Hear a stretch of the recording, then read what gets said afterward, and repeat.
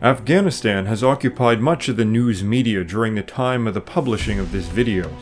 Yet very seldom are we told anything of real substance about the place and people. Who are they? What languages do they speak? What are the ancient origins and myths? We will not be looking into recent sensational news headlines, but the origins of the people and culture of the region, its ancient roots, and connections which may come as a surprise to some. Just who are the Afghans? Hi friends, I'm Kevin McLean. Please click the like, subscribe, and if you'd like to support the channel, you can check out my Patreon page, which I update regularly, or you can donate through PayPal. Much thanks to all of my great supporters.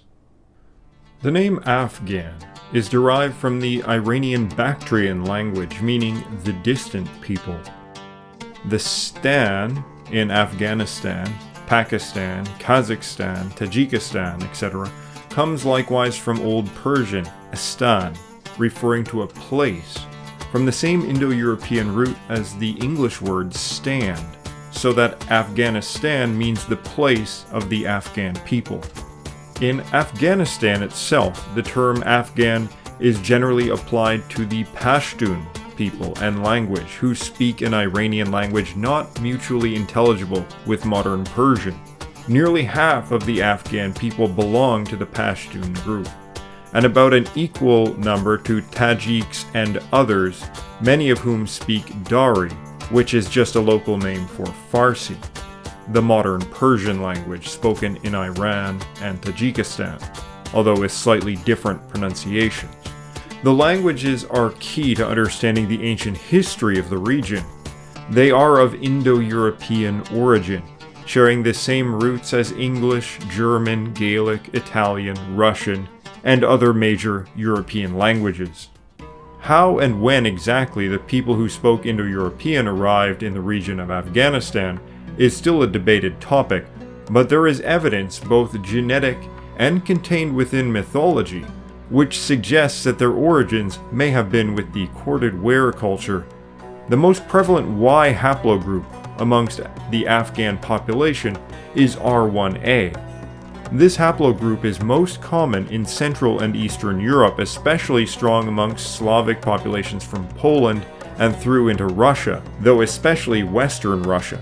This region generally corresponds to the Neolithic corded ware culture, where ancient R1a samples have also been found in high concentrations, especially in the period of the late corded ware. It's nearly certain that the population group which would go on to establish the Indo-Iranian languages were originally part of this European ethnic group that migrated east, occupying the region north and east of the Caspian Sea, and then expanded southward into modern Afghanistan, Iran, Pakistan, and India. The northern section of this group was generally identified as Scythians or Saka, while those who moved south became known as Aryans or Iranians. Within the modern DNA of Iranian-speaking Tajik and the Pashtun people of Afghanistan, there is still to be found European genetic traits, and they have a similar percentage of steppe ancestry as those in Western Europe. Sometimes people from the region will have blue, green, or hazel eyes, and they also possess the genes for red and blonde hair, things derived from their European ancestry. Now, this isn't to say that they are genetically identical to modern Europeans. They have absorbed elements of the pre-existing population, and there has been other admixtures over time. But many of their male ancestors share a common origin with those in other parts of Western and Eastern Europe, and they likewise carried the language and religious traditions into the region. Out of all the places in Central Asia, it is Afghanistan and the surrounding mountainous regions which appears to most strongly preserve this genetic legacy. Both main languages in Afghanistan today are of Indo-Iranian origin. They form a separate but related branch to the languages spoken in parts of Pakistan and in India, both of whom developed from Proto-Indo-Iranian. Iranian and Aryan are actually just slightly different pronunciations of Aryan. The breakup of the language is also represented by Avestan and Proto-Zoroastrian traditions on the one side and Vedic on the other, and it seems to roughly correspond to a north-south divide, possibly reflected in the regional geography, with the Hindu Kush mountains in Afghanistan and Pakistan acting as the line between the two. The Rig Veda, perhaps the oldest religious text in the world, was developed in the region of modern Pakistan, whereas the Avestan text generally refers to regions which correspond to modern Afghanistan, Iran, Tajikistan, Uzbekistan, Turkmenistan, and likely the north more broadly as lands of the Aryans. The name Iran means literally of the Aryans. Both Iranian and Indo-Aryan peoples viewed themselves as Aryans, hence the identical names, and ultimately had the same origin, with the Vedic Aryans having moved south from the mountainous divide between Afghanistan and Pakistan, while the Iranians remained largely north or within those mountains. The meaning of Aryan has been much debated, and through a purely etymological examination, it's hard to know its exact meaning. However, we can likely get a general meaning through mythology. In the Rig Veda, there is a god called Aryaman. This name is derived from Aryan. He is a god of social organization and laws. He oversees marriages, and is thought in Vedic studies that his name means something like companion or partner. He belongs to the oldest strata of Indo-Iranian myth, featuring generally alongside Mitra and Varuna as one of the Adityas. But he is not limited to the Indo-Iranian traditions. In Gaelic myth, Erebon is the first Malaysian king of Ireland. He leads an army in the conquest of the land, and wins it from the troublesome gods that killed one of their relatives, as well as the god Lugh, in origin perhaps one and the same. He unites the land, laying out the laws, establishing the line of kings. His name is a direct cognate with the Vedic god Aryaman, and thus this god was an Indo-European figure related to similar concepts across the Indo-European world, from the furthest east to the furthest west. Whatever the root was, it probably had something to do with tribal bonds, and thinking of Aryan as meaning companions or compatriots seems a reasonable guess. The Zoroastrian Gathas were handed down orally and recorded around the 5th or 6th century AD, recorded in a language we call Avestan. This language was different from Old Persian, and is thought to have developed as an East Iranian language, perhaps in the region of the Bactrians, likely in part of what is now Afghanistan. It is very close to Vedic Sanskrit, and was preserved in much the same way through ritual chanting. In the Avesta, the lands of the Bactrians were said to be one of the 16 pure lands created by Ahura Mazda. Some have tried to show that the Aryanam Vaidya, meaning the territory of the Aryans, mentioned as the origin of Zoroaster, as well as the site of the sacred mountain, the Harabarazati, was in Afghanistan. It is mentioned in a list grouped with several places near Bactria. However, another Zoroastrian source seems to indicate that it was near present-day Azerbaijan. In the Caucasus stands Mount Elbrus, the highest mountain in Europe. The name is a later Iranian contracted form of the Avestan name, Hara Barazaiti, which drops the initial H and the final Aiti ending. Still today, an Iranian-speaking group, the Ossetians, call this region home. Whether this region is the one mentioned as being the origin of Zoroaster is uncertain. A few different mountains are thought to have had the same root, and probably wherever Iranian peoples found an impressive mountain, they may have named it the same, as the mountain is representative of the mythical mountain and the center of the world. However, the description of the location decidedly puts it in the north. The winter was said to be 10 months long, followed by only 2 months of a short summer. Hardly the environment of Iran or Afghanistan. though Afghanistan does get cold winters and snow. It does sound more like the original Indo-European homeland, however, in the forest steppes of Russia, and it may well be a folk memory of the origins of our common ancestors. The Avestan refers to the Helmand River in Afghanistan, which flows from the northeastern mountains near Kabul, as the heart or center of the Iranian people. Indeed, many great Iranian figures come from the region. The poet Rudaki was born in 859 AD in what is modern Tajikistan, just north of Afghanistan. This whole region was one Iranian-speaking culture in those days, with none of the modern political borders. And all the Persian history in the region is a shared history and culture. At that time, the Iranian world included the region of modern Uzbekistan, Turkmenistan, Kyrgyzstan, and there are many famous Iranians from all of these regions.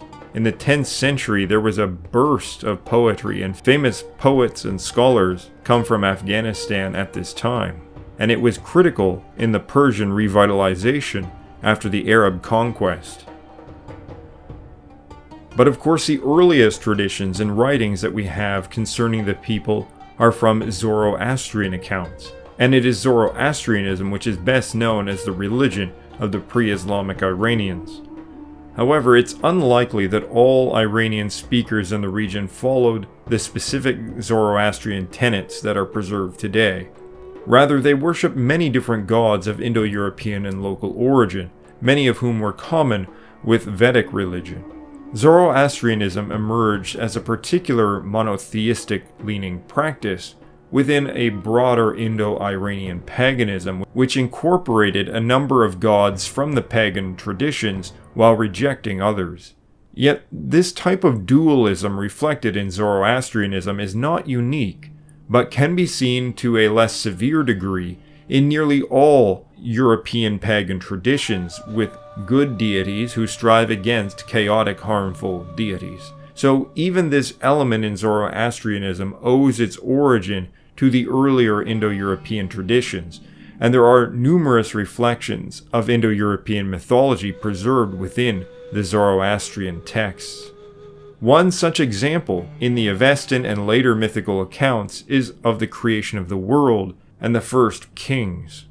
In those myths, a primordial hermaphroditic cow named Gavevodada, with Gav or Gal cognate with English cow, is one of the first primordial creations of Ahura Mazda. The cow lived across a river from Gayomart, the first living man whose name means mortal life. He and the cow lived together for 3,000 years. Then Aryaman, the force of destruction and evil, was freed from his 3,000-year binding and unleashed death and suffering on the world in the form of a dragon on the first day of spring, the new year according to the Iranian tradition. The cow was killed in the onslaught, and its spirit was taken up by the moon and went on to generate medicinal herbs, grains, and the spirit of animals and cattle. And Gayomart lived slightly longer, but when he died, a tree grew from his corpse, fertilized by the sun, and from its seeds all the other trees and plants in the world sprung. And from its branches was born Mashya and Mashyana, the first man and woman. For those familiar with Norse myth, this should sound somewhat familiar, but here's a quick overview. Aðumbla is a primordial cow with an endless supply of milk. After the giant Ymir was born from the meeting of ice and fire in Gunungagap, he drank milk from the cow for 3 days. Aðumbla licked away the salt from rocks, revealing Buri, his name meaning bringer forth, who is the father of Bor, meaning brought forth, who is the father of Odin. Odin, in turn, creates the first man and woman from trees or wood. But the plot goes deeper. In Iranian mythology, common to peoples in and around Tajikistan, Afghanistan, and Iran, a figure called Yama, or Yima, plays a pivotal role in shaping the world. In later Persian sources, he is called Jamshid, from Yamashid, meaning the luminous Yama. Yama is also found in Vedic religion as a god of the dead. In the Zoroastrian text, Yama is the first true king commissioned by Ahura Mazda to rule over and nourish the earth and living things. He filled the earth with abundance and drove back the dark powers. He even gained control over the demonic forces and used them as his slaves. Several times the earth became too small to hold all the living things he had helped produce, and so with a golden seal given to him by Ahura Mazda, he pressed it into the ground and expands the size of the world. He does this several times. But then Ahura Mazda warns him that a harsh winter is coming, and that he must hide the fittest of men and women, and 2 of every creature in the world, and bring them into this underground city. This myth likely relates to Yama's interpretation in Vedic sources as a god of death, the seasonal transition of winter when the spirit force retreats into the earth and then emerges again at springtime. But it also relates to the creation of the world in general, and the underworld specifically. In the Shahnameh, a great Persian poetic work from the 10th century, Jamshed, whose name comes from Yama, is a great culture hero who invented a vast array of things, including the 4 social classes of Iranian society.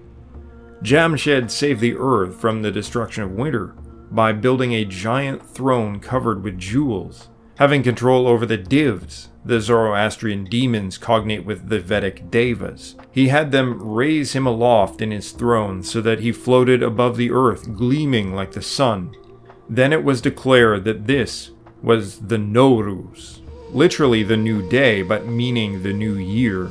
Yet from boasting of himself, he loses his burning aura, which flamed about the chosen one. Disgraced, he became depressed and sought forgiveness, but eventually had a son, Zahak, a man with 2 dragons growing from his shoulders, whom the Avestan called the son of Aryaman, defeated him, killed him, brutally cutting him in half, and ruled over the land as a tyrant who devoured the brains of 2 youths every day. A tale that seems to correspond generally to the rise and decline of the solar power. However, other sources suggest that Jamshed was killed by Zahak on New Year, likely corresponding to the death of Gayomart. Here's the catch. The name Yama is cognate with the Norse name Ymir, the giant from whose body Odin and his 2 brothers forged the world. Obviously, there are vast differences between Ymir and Yama, but there are also key similarities. The sawing in half of Jamshed might be related to an earlier myth of his body forming the world, but it also may relate to the name Yama or Ymir having originated as a name for a twin. The New Year's festival in the Iranian tradition, Nowruz, is linked to Jamshed's driving off the winter, but also to Zahak killing him, raising a possibility that Jamshed or Yama and Gayomart were in origin alternative names for the same figure. Yama expanded the world and filled it with creatures, then created a sanctuary under the earth. Gayomart created trees, plants, and humans from his dead body, and Ymir created the world through the disassembly of his body, with all of the parts of the world being parts of Ymir. While there are stark differences, there are many core similarities, such that we can see the 2 divergent tales had an identical origin, and very likely that was in the corded ware culture, because we do not see such a close parallel between, say, Greek and Norse myth, despite them being closer geographically. That may be because the Greek culture, language, and traditions developed directly out of a migration from the Yamnaya people, whereas many other European groups emerged out of the corded ware culture, which derived from the forest steppe rather than the plains, perhaps explaining why humans are thought to have been born from trees in these traditions. Shout out to Tom from Survive the Jive for doing recent work to bring this to people's attention. According to the tradition, Yama's son was Abdin, a name related to the god Apam Napat, with Ab, or Ob, meaning water in Persian, as it does in Old Gaelic. He was called the second man to prepare the world for Ahura Mazda. He is the father of the third man, Thrita, otherwise called Feridun, who defeats the dragon Zahak. When he cuts him, all the evil creatures of the earth are generated from his blood. Afraid he will destroy the world if he cuts him again, he instead chains him beneath Mount Damavand. When there is an earthquake or volcano, it is Zahak stirring against his chains, and it is said that the time will come when harsh winters will cover the earth for years, and Zahak will break free of his chains and lead the demon army against the world. He will consume 1/3 of all humans before he is killed by Garsha, a name which might mean thin horse, who is brought back from the dead to defeat him. Garshap is named the son of Thrita, so perhaps originally Feridun's son, or perhaps cognate with Feridun himself, as the Avestan calls Feridun Thritauna, which means of Thrita, or possibly interpreted as son of Thrita. It's difficult not to think of Norse Loki being chained beneath the earth, the prophecy of Ragnarok, and the battle between gods and giants led by Loki and his sons, especially the wolf Fenrir, who consumes Odin, and would consume the entire world if not defeated by Odin's son Vidar. We could also recall that Odin is one of 3 brothers. In Snorri Sturluson's account, Odin and his 2 brothers take 3 seats and are referred to as High, just as High, and Third. It's generally agreed that Odin is called Third, and thus may actually share an origin with Persian Feridun. Lugh, a Celtic god who seems to share part of his origin with Odin, is the son of Cian, who is one of 3 brothers. A myth of a king called Lugith tells of how he was the son of 3 brothers, and folktales make Lugh one of 3 brothers, the others having died. Again, these are not exact parallels, but like a ghost's shadow of each other. In Celtic myth, Dawn is the first Malaysian to die, but he's also identified as the son of the Dagda, the Great Father God, and the ruler of the House of the Dead. One of the names of the Dagda is Ruith Ro Essa, meaning Lord of Great Knowledge, and though not etymologically identical, is comparable to the name Ahura Mazda, meaning in the Avestan language, Lord of Wisdom. Ahura Mazda is called the father of Adar, fire. The Dagda, Ruith Ro Essa, is called the father of Eith, meaning fire, a direct cognate with Adar. Other times, the Dagda himself is called Eith. Apam Napat, the god who controls the flow of waters, is comparable to Nuada, sometimes called Nechten, who controls the flow of the waters and all fresh water on earth. Mithra, whose name means one who binds, is a god of contract and oath, which is again not cognate but very similar in meaning to the god Lugh, whose name means of the oath. In Persian, the word thunder is tondar, an exact cognate with English thunder, and thus related to Thor. Many of the Iranian peoples, and those influenced by them, still celebrate the original New Year, Nowruz, meaning literally New Day, with Ruz originating from Proto-Indo-European Liuk, the origin of the English word light. Indo-European L's become R's in Iranian. The festival is timed to the spring solstice and linked to the story of Jamshed, with life and light re-emerging from the dark underground. Leaping over fires was and is a typical activity, as is visiting the sites of the dead. The Pashto name for the month is Wrai, which may have a connection with the Gaelic name for the festival of spring, Imbolg, both referring to the lambing season. In Afghan tradition, there are special meals held and flower festivals. There is also in some locations an old bearded figure named Kampirak, who goes about at the time of New Year distributing goods and telling tales. In Iran, this same figure is named Amu Nowruz, Uncle New Year. and he is even sometimes accompanied by Haji Firuz, meaning Sir Victor, who dresses in red and wears blackface. This is similar to many traditions of Father Christmas from Europe, and they perhaps share an ancient origin.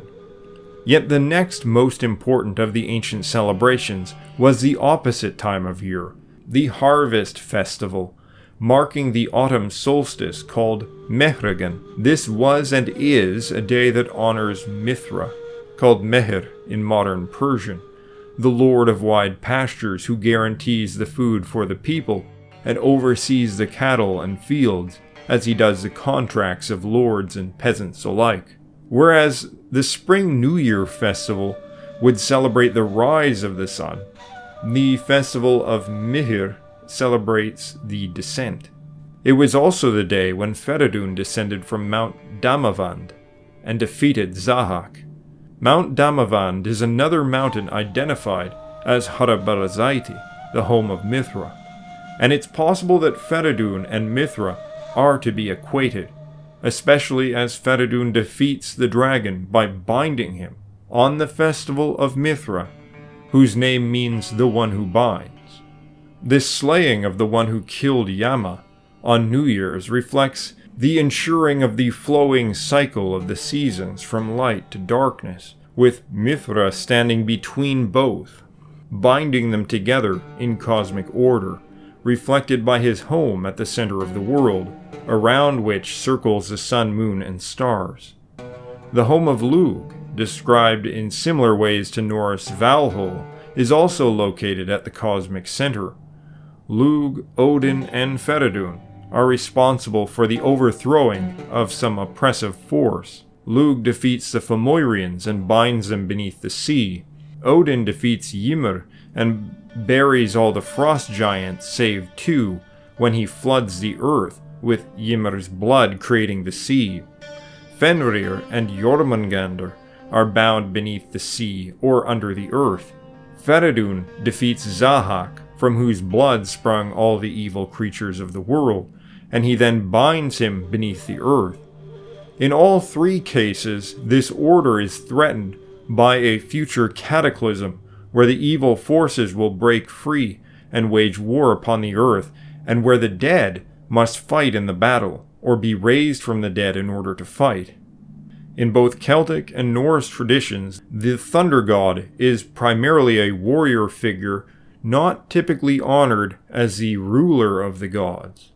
And the Iranian traditions, even though reformulated within a Zoroastrian context, appear closer to Celtic and Norse mythology than Greek or even Vedic. From at least the 4th century BC, Afghanistan was also home to another European peoples, the Greeks. Before Alexander the Great ever conquered the Persian world, colonies of Greeks had been established in Afghanistan. At least part of these settlements came about through the Persian Empire's forcible relocation of Greeks to the region, but these communities continued for hundreds of years. After the Greek conquest of the region and the death of Alexander, the general Seleucus established the Seleucid Empire, which included Afghanistan. Mithridates took back control of much of the territory, but in the region of Bactria, including much of modern Afghanistan, remained as an independent Greek-run state until about 100 AD, when they were reconquered by Iranian-speaking peoples. Previously, some had believed that the prevalence of European genetic traits in Afghanistan was due to this Greek settlement, but this is not likely to be the case because the haplogroups do not correspond to those common in Greece. In fact, it was concluded in a research paper dedicated to the topic that there appears little trace of the Greek settlement in the genetic. However, the Pashto language does contain some Greek words which were very likely borrowed through Greek contact during that period. Many ancient Greek coins have been recovered in Afghanistan, as well as ancient Greek inscriptions and other artifacts.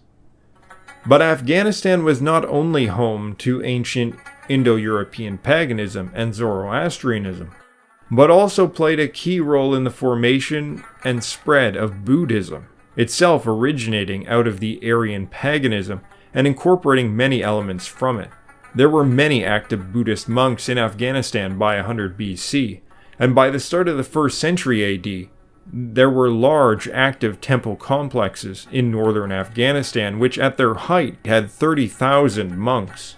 By the 5th century AD, during the time of the Sasanian Empire, it was remarked that the region around the Helmand River in Afghanistan was a den of Buddhism. In northern Afghanistan, there are remarkable remains of some of these ancient Afghan Buddhist sites. Perhaps most well known are the Buddhas of Bamiya. At one time, there were massive statues of the Buddha carved into the side of the cliffs there, along with hundreds of cave homes of monks tunneled into the rocks. And there are many other statues and artifacts throughout the country. Unfortunately, the Taliban decided to destroy these statues in early 2001. The destruction was condemned by locals and neighboring Iran and Tajikistan, for which the statues were also part of their own cultural history.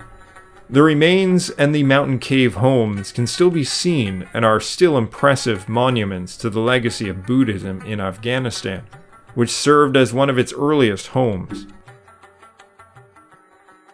The Bactrians, together with the Iranian-speaking Sogdians to the north, were partially responsible for bringing Buddhism into China. The Bactrians and Sogdians had long contacts with China, and this cultural connection can be seen in medieval Iranian artwork, which shows distinctive Chinese influences.